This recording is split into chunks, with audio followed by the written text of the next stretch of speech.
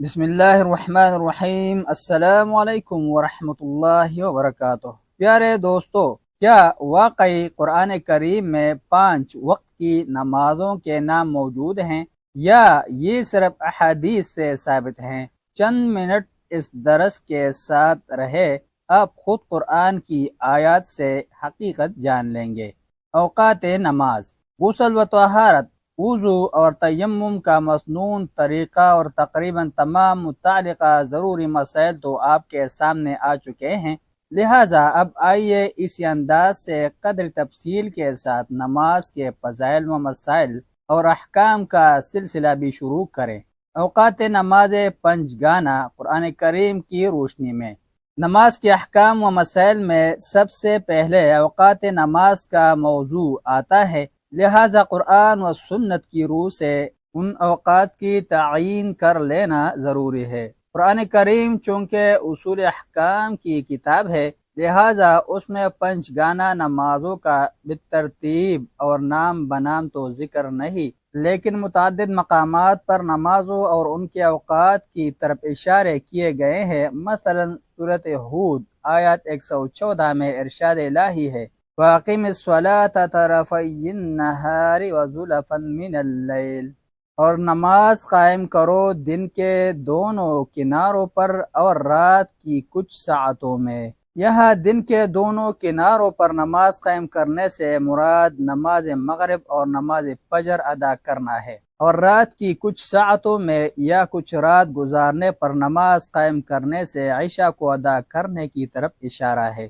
سورۃ الاسریٰ یا بنی اسرائیل، جسے سورۃ سبحان بھی کہا جاتا ہے، اس میں ارشاد الہی ہے، اقم الصلاة لدلوک الشمس الى غسق اللیل وقرآن الفجر ان قرآن الفجر کان مشہودا۔ نماز قائم کرو اور سورج ڈھلنے سے رات کے اندھیرے تک اور فجر کے وقت قرآن کریم کی تلاوت کرنے کا بھی اہتمام کرو، کیونکہ بے شک فجر کے وقت قرآن پڑھنے پر اللہ کے فرشتے گواہ بنتے ہیں۔ اس آیت میں ظہر سے لے کر عصر، مغرب، عشاء اور فجر پانچوں نمازیں ہی آ جاتی ہیں، جبکہ 3 نمازوں یعنی ظہر، عشاء اور فجر کا تو نمایاں طور پر ذکر ہے۔ سورہ طٰہٰ آیت 130 میں ارشاد باری تعالی ہے، فاصبر علی ما یقولون وسبح بحمد ربک قبل طلوع الشمس وقبل غروبها ومن آناء اللیل فسبح واطراف النہار لعلک ترضی۔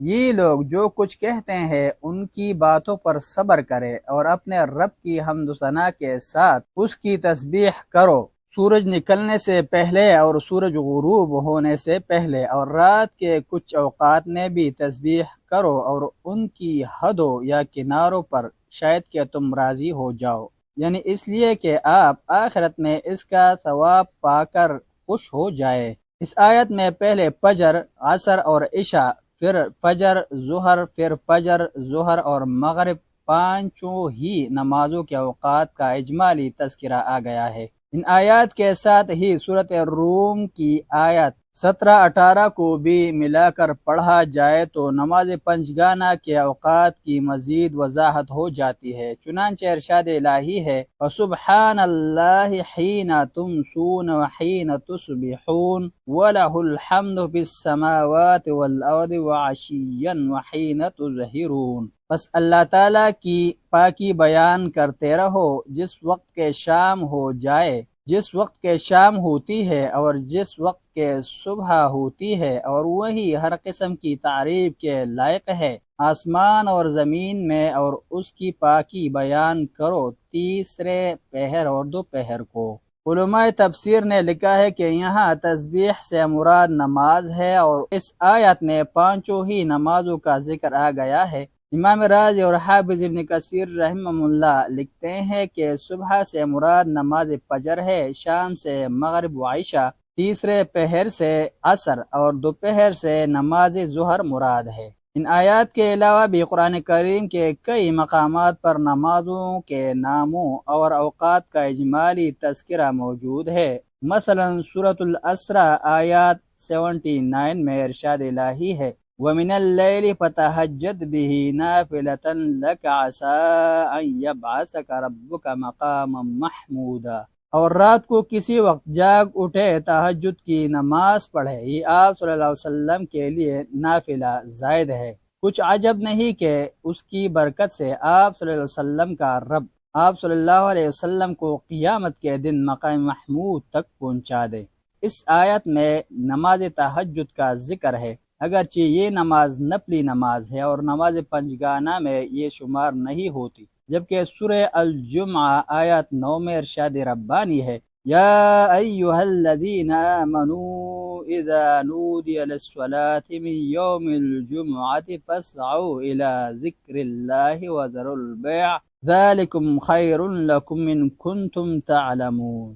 اے ایمان والو، جمعہ کے دن جب نماز کے لیے پکارا جائے تو اللہ کے ذکر نماز کی طرف چل دو اور خرید و فروخت کاروبار چھوڑ دو، یہ تمہارے لیے بہتر ہے اگر تم سمجھو۔ اس آیت میں نماز جمعہ کا ذکر ہے، جبکہ ہر 8 دن میں ایک مرتبہ ہر عاقل و بالغ مسلمان پر باجماعت نماز جمعہ فرض ہے، جس کے بلا عذر ترک کرنے پر سخت وعید آئی ہے۔ سورۃ البقرہ آیات 187، سورہ الفجر آیات 1 اور سورۃ القدر آیات 5 میں نماز فجر کا ذکر آیا ہے۔ چنانچہ سورہ البقرہ کی مذکورہ بالا آیات میں روزے کے احکام کے دوران میں ارشاد الہی ہے، وَكُلُوا وَاشْرَبُوا حَتَّى يَتَبَيَّنَ لَكُمُ الْخَيْطُ الْأَبْيَضُ مِنَ الْخَيْطِ الْأَسْوَدِ مِنَ الْفَجْرِ، اور کھاتے پیتے رہو یہاں تک کہ فجر کی سفید دھاری رات کی کالی دھاری سے تم کو صاف دکھائی دینے لگے۔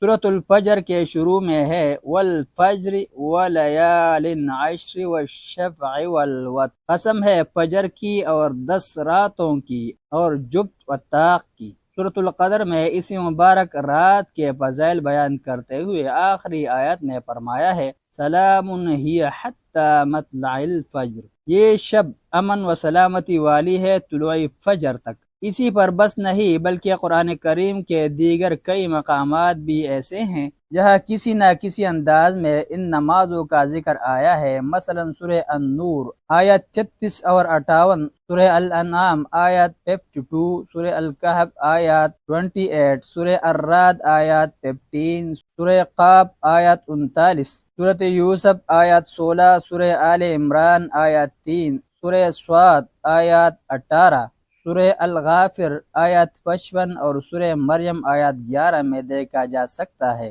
سورۃ العصر کی پہلی آیت میں ہے، والعصر، یہاں زمانے کے ساتھ نماز عصر بھی مراد ہے۔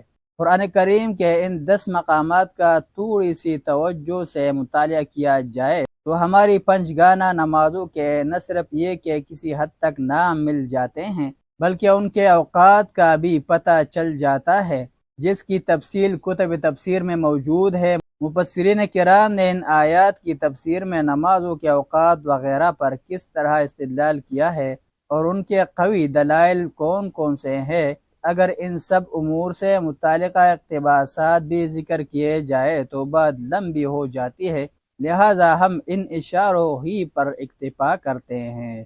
ملتے ہیں ایک نئی ویڈیو کے ساتھ، جزاکم اللہ خیرہ، السلام علیکم ورحمۃ اللہ وبرکاتہ۔